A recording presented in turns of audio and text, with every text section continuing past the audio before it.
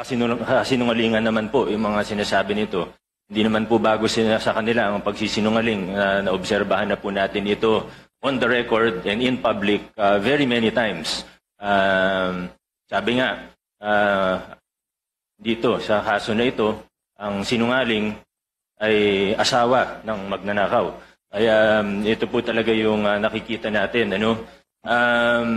Isang very glaring na kasinungalingan ay yung kahapon po sa statement, sa sworn statement po nila, ay na 2 to 3% lang daw ang kinikita nila sa bawat kontrata.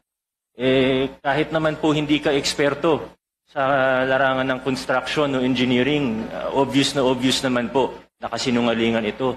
Meron pa po, sabi po nila, when Senator Tulfo was questioning them, sabi niya po, minsan daw po, lugi pa daw siya. Ang bait naman po ng mga ito. Kung tumatanggap sila ng kontrata sa gobyerno, nagbibid sila para malugi. No sane business person would do that. Of course, I think everyone in this room would agree. Naman po yung nagmalaki at nag-flaunt, pinagyabang po nila yung lifestyle nila. Na sobrang yan, sabi nga po nila sa isang interview, 11 digits.